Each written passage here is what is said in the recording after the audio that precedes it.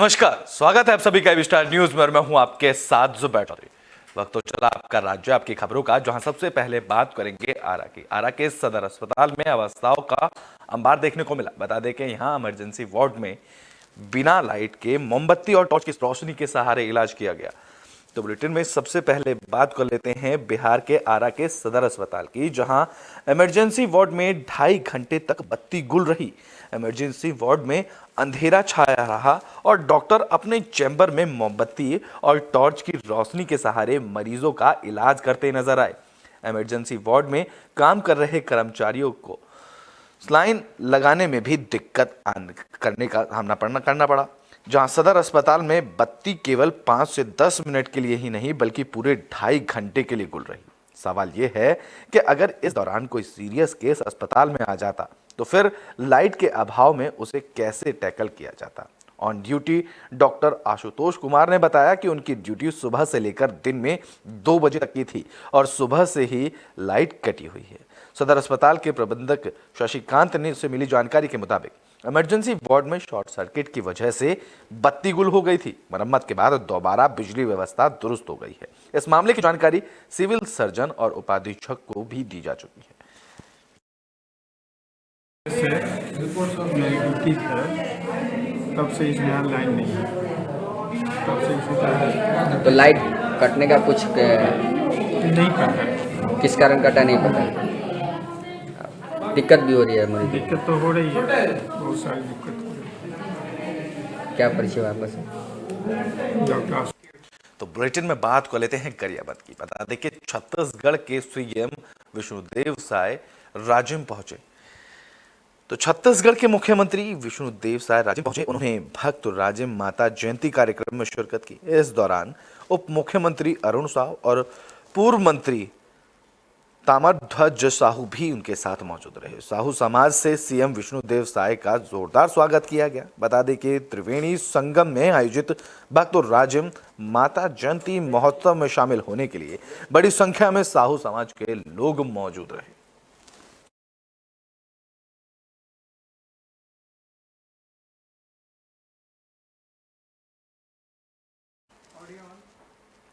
तो बुलेटिन में बात कर लेते हैं बिलासपुर की, जहां पर सिम्स अस्पताल का निरीक्षण किया गया।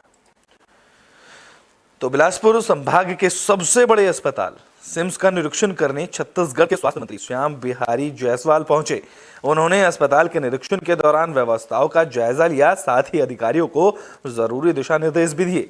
स्वास्थ्य व्यवस्थाओं को जल्द दुरुस्त करने का आश्वासन देते हुए मंत्री जी ने जल्द भर्ती के भी निर्देश दिए। उन्होंने कहा कि स्वास्थ्य विभाग में डॉक्टरों के अलावा नर्स और पैरामेडिकल स्टाफ की भी भर्ती की जाएगी। साथ ही इंफ्रास्ट्रक्चर बढ़ाने पर भी उन्होंने जोर दिया। जिन जिन अस्पतालों में बेड की कमी है वहां पर बेड की व्यवस्था की जाएगी। मंत्री जी ने बताया कि उन्होंने सभी सरकारी अस्पतालों से रिपोर्ट मांगी है। साथ ही 100 दिन के भीतर सुपर स्पेशलिटी हॉस्पिटल का संचालन भी शुरू होने का उन्होंने दावा किया। पहला दौरा मेरा मेकाहारा हॉस्पिटल रायपुर का रहा। उसके बाद लगातार डीकेएस में, फिर आज सिम्स में आज मेरा 6वां दिन है कार्यभार ग्रहण करने के बाद। ये संभाग का सबसे बड़ा हमारा चिकित्सा का केंद्र है, इसलिए आज यहाँ का मैं दौरा रखा। और दौरे का उद्देश्य अच्छी सुविधाएं लोगों को मिल सके। डॉक्टर्स को क्या समस्या है, नर्सेस को क्या समस्या है, काम करने वालों को क्या समस्या है, मरीज की क्या समस्या है, इंफ्रास्ट्रक्चर की क्या दिक्कत है, इक्विपमेंट्स की क्या आवश्यकता है, ये सबको समन्वित करके आज। तो बुलेटिन में बात कर लेते हैं हरियाणा के यमुनानगर की, जहां 22 जनवरी को होने वाले प्राण प्रतिष्ठा कार्यक्रम को लेकर कैबिनेट मंत्री कंवरपाल गुर्जर ने बयान दिया। तो अयोध्या में 22 जनवरी को रामलला की प्राण प्रतिष्ठा होनी है, जिसको लेकर देश भर में खुशी का माहौल है। हरियाणा के कैबिनेट मंत्री कंवरपाल गुर्जर ने कहा कि 500 साल के बाद ये सपना साकार होने जा रहा है। लंबे समय से जिस ऐतिहासिक दिन का इंतजार था वो आने वाला है और जैसे मंदिर की कल्पना की गई थी वैसा ही सुंदर और भव्य मंदिर निर्माण हो रहा है। इसके अलावा उन्होंने दिल्ली के सीएम अरविंद केजरीवाल के ईडी के सामने पेश ना होने पर भी सवाल उठाए। उन्होंने कहा कि अरविंद केजरीवाल अगर पाक साफ है तो ईडी के सामने पेश क्यों नहीं होते। देखिए, अब ना तो देश के संविधान के प्रति उसकी कोई श्रद्धा है, वो वैसे तो बात करता है, ना नियम कानून के प्रति श्रद्धा है, तो नोटिस तो जिसको भी देंगे वो जाएंगे। आज जो देश के प्रधानमंत्री हैं उस समय गुजरात के मुख्यमंत्री थे, और अगर आप इतिहास उठा के देखो तो इतने लंबे लंबे कई घंटे तक उस टाइम की जो जांच एजेंसी थी उन्हें पूछताछ की, लेकिन मोदी ने कभी नहीं कहा कि भाई आप मुझे क्यों बुलाने लग रहे हैं, बुलाए और साफ थे तो साफ निकल के आए। हमारे और भी कई नेता हैं जिनके साथ इस प्रकार का व्यवहार किया, तो हमने तो कभी नहीं कहा कि हम तो नहीं पेश होते भाई, तो हमारे नेता वहां गए। तो मैं समझता हूँ कि अगर आप पाक साफ है तो आपको जाना चाहिए, अपनी बात बतानी चाहिए। मैं समझता हूँ कि कई बार जो दिल्ली के मुख्यमंत्री हैं वो अपनी पढ़ाई का बड़ा दावा करते हैं कि बहुत पढ़े लिखे और विद्वान व्यक्ति हैं, लेकिन वो किसी फाइल पे साइन करने से क्यों बचते हैं? यानी कि सारे डिपार्टमेंट उन्होंने दूसरे लोगों को दे दिया, अपने पास कोई डिपार्टमेंट नहीं रखा, लेकिन वो कहते हैं कि इनको तो पता नहीं है, पढ़ लोग हैं तो ऐसे ही साइन कर देते हैं। तो आप तो पढ़े लिखे साहब, आप तो पढ़कर साइन करो, फिर आप पढ़ का साइन क्यों नहीं? तो चुनावी साल में हरियाणा में खूब सियासत देखने को मिल रही है। इस बीच कैबिनेट मंत्री कंवरपाल गुर्जर कांग्रेस पर बरसे हैं, तो चुनावी साल में सियासत बेहिसाब हो गई है। हरियाणा में सियासी पारा चरम पर नजर आ रहा है। राजनेताओं के दल बदल के साथ जुबानी वार पलटवार का सिलसिला भी अब खूब देखने को मिल रहा है। इस बीच हरियाणा के कैबिनेट मंत्री कंवरपाल गुर्जर ने भी कांग्रेस की गुटबाजी, पूर्व मंत्री निर्मल सिंह और चित्रा सरवारा के कांग्रेस में जाने और एक बार फिर से शुरू हो रही राहुल गांधी की भारत जोड़ो यात्रा, इनेलो नेता अभय चौटाला के भ्रष्टाचार को बढ़ावा देने वाले बयान समेत कई मुद्दों को लेकर जुबानी हमला बोला। साथ ही अब उनसे शिक्षकों की कमी को लेकर सवाल पूछा गया, तो उन्होंने कहा कि राज्य के सरकारी स्कूलों में शिक्षकों की भर्ती प्रक्रिया पूरी हो जाएगी और नए सेशन में प्रदेश में शिक्षकों की कमी भी दूर हो जाएगी। देखिए, राहुल गांधी जी ने पहले भी बड़ी यात्रा की, कोई मैसेज छोड़ नहीं सके, और मुझे लगता है कि अब की बार भी जो यात्रा करेंगे कोई मैसेज देता हूँ, मुझे लगता है कि दे सकता है मैसेज। बहुत ठीक है, अभी अपनी यात्रा शुरू करें। जिस प्रकार की गुटबाजी है वहाँ अलग अलग है। मान लीजिए जैसे अभी अखबार में जो खबर छपी कि निर्मल सिंह ने, चित्रा सरवारा ने ज्वाइन किया, तो उन्होंने उससे दूरी बना के रखी। तो इस प्रकार का एक माहौल है वहाँ, उनके बड़े बड़े आदमी हैं, वो कांग्रेस में तो है, पर कांग्रेस भी एक अलग कांग्रेस है। कुमारी शैलजा जी की कांग्रेस अलग है, रणदीप सुरजेवाला जी की कांग्रेस अलग है, हुड्डा साहब की कांग्रेस अलग है, अपनी अपनी कांग्रेस में काम कर रहे हैं। तो बुलेटिन में बात कर लेते हैं रायपुर की, जहां कोयला घोटाले को लेकर सुनवाई की गई। तो छत्तीसगढ़ के कोयला घोटाले को लेकर इस मामले में ईडी कोर्ट ने सुनवाई की। विधायक देवेंद्र यादव के वकील संजय कुमार श्रीवास्तव ने ईडी के मुकदमे को लेकर सवाल खड़े किए। उन्होंने कहा कि ईडी ने इनकम टैक्स के मुकदमे पर ही आधारित एक केस दिया था, जो अब इनकम टैक्स का मुकदमा ही गलत है, गैर कानूनी है, तो इन पर भी मुकदमा नहीं चलना चाहिए। विधायक देवेंद्र यादव के बेल को लेकर इन्हीं मामलों के साथ उनके वकील ने जिरह की, इसलिए उनको एंटिसिपेटरी बेल पे छोड़ा जाए।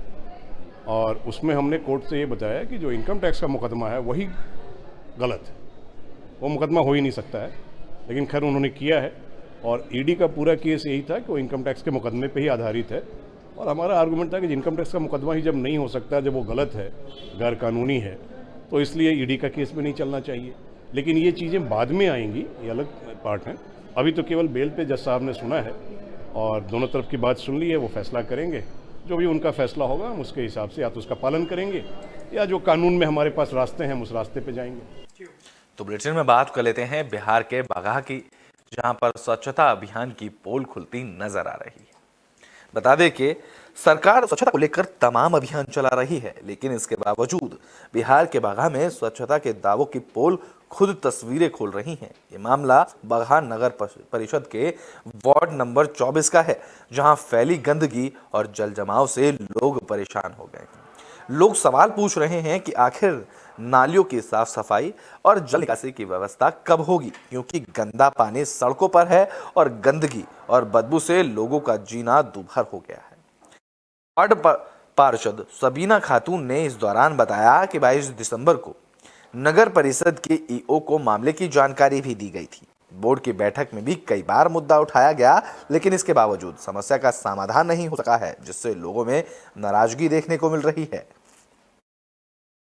मामला यही है कि नाली अभी तक साफ नहीं हुआ है और पानी इधर से आज नाली फुल होने के कारण नाली पानी उबाल बिग रहा है नाली के रास्ते से, और हम लोगों का यही भी थी है नाली के पानी जल जमाव के कारण ओवरफ्लो हो रहा है, जिससे हम लोग का काफ़ी परेशानी हो रहा है और इसमें काफ़ी बदबू आ रहा है। हम लोग का बहुत ज़्यादा परेशानी है। बस वार्ड नंबर 24 से मेरे वार्ड में एनजीओ द्वारा नाला सफाई नहीं हो रहा है। कितना बार इस बात के लिए मैं मीटिंग में भी चर्चा कर चुकी हूँ और एनजीओ द्वारा कहने पर कोई बात का रिस्पांस नहीं मिल रहा है। और दूसरे में इस बात के लिए मैं चर्चा भी की थी मीटिंग में और लिखित रूप से मैं आवेदन भी दी थी, फिर भी कोई रिस्पांस हमको नहीं मिला। तो बुलेटिन में बात कर लेते हैं हरियाणा के फरीदाबाद की, जहां पर बीजेपी नेता की पॉलीमर फैक्ट्री में आग लग गई। तो फरीदाबाद के सेक्टर 24 में पॉलीमर फैक्ट्री में अचानक आग लग गई। फिलहाल आग लगने के कारणों का खुलासा नहीं हो सका है। देखते ही देखते आग ने विकराल रूप धारण कर लिया और आसमान में धुएं का गुबार दिखाई देने लगा। मामले की जानकारी मिलते ही पुलिस और फायर ब्रिगेड की टीम ने मोर्चा संभाला। ये फैक्ट्री फरीदाबाद से बीजेपी विधायक नरेंद्र गुप्ता की बताई जा रही है। फैक्ट्री की महिला कर्मचारी से मिली जानकारी के मुताबिक जिस वक्त आग लगी उस वक्त करीबन 15 से 20 कर्मचारी फैक्ट्री में काम कर रहे थे। हादसे में 2 से 3 लोगों के घायल होने की भी खबर है। कर्मचारियों ने फैक्ट्री में व्यवस्थाओं को लेकर कई सवाल खड़े किए हैं। फायर ब्रिगेड ने कड़ी मशक्कत के बाद आग पर काबू पाया।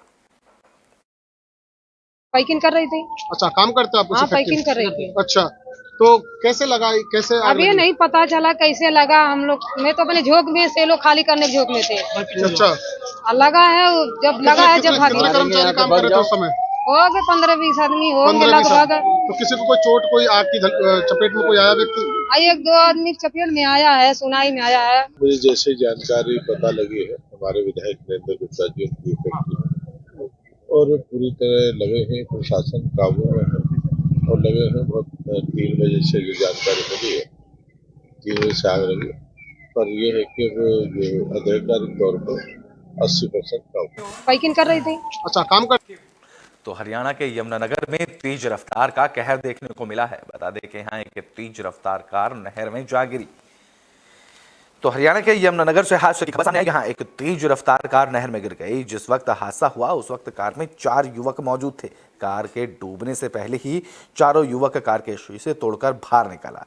घटना बुढ़िया थाना इलाके की है। कार सवार युवक खदरी इलाके के रहने वाले बताए जा रहे हैं। दुर्घटना में कार पूरी तरह से क्षतिग्रस्त हुई। पुलिस ने मौके पर पहुंचकर कार को बाहर निकलवाया।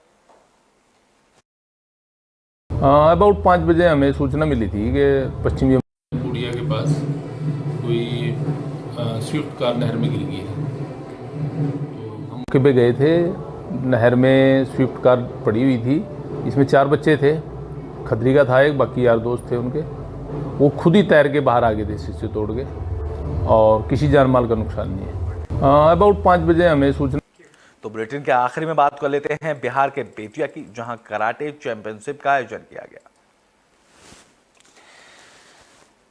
तो बिहार के बेतिया में 16वीं karate belt grading test championship का आयोजन किया गया। चैंपियनशिप का आयोजन नरकटियागंज के रास वर्ड मार्शल आर्ट्स क्लब में किया गया। इंडिया जैन ड्यूशिन कराटे फेडरेशन के तत्वाधान में आयोजित कार्यक्रम में करीबन 50 से ज्यादा खिलाड़ियों ने भाग लिया। सभी सफल खिलाड़ियों को फेडरेशन के चेयरमैन राहुल श्रीवास्तव ने बेल्ट बांधकर प्रमोशन दिया। जहां कल बेल्ट कैटेगरी में टॉप करने वाले खिलाड़ी मोहम्मद मोहसिन को रास वर्ल्ड का कैप्टन बैज देकर सम्मान किया गया। इसके साथ ही सभी प्रमोशन पाने वाले खिलाड़ियों को प्रमाण पत्र और बेल्ट बांधकर सम्मानित किया गया। आज जो है रास वर्ल्ड मार्शल आर्ट्स के 127वें ब्रांच जो कि नरकटियागंज में है, वहाँ पे इंडिया जैन कराटे फेडरेशन के तत्वाधान में 16वीं बेल्ट ग्रेडिंग टेस्ट प्रतियोगिता का आयोजन किया गया। इस प्रतियोगिता में पूरे नरकटियागंज के लिए वेस्ट चंपारण के लगभग 50 से ज़्यादा खिलाड़ियों ने भाग लिया और सभी जो भी इस प्रतियोगिता को पास किए उन सभी खिलाड़ियों को उनके अपने अपने बेल्ट में, कलर बेल्ट में प्रमोशन दिया गया और साथ ही उनको उनकी जो प्रमाण पत्र जो है वो भी निर्गत किया गया। आज जो है रास वर्ल्ड मार्शल आर्ट्स। आपका राज्य आपकी खबरों में अभी के लिए बस इतना ही। देश और दुनिया की तमाम खबरों के लिए देखते रहें AB स्टार न्यूज।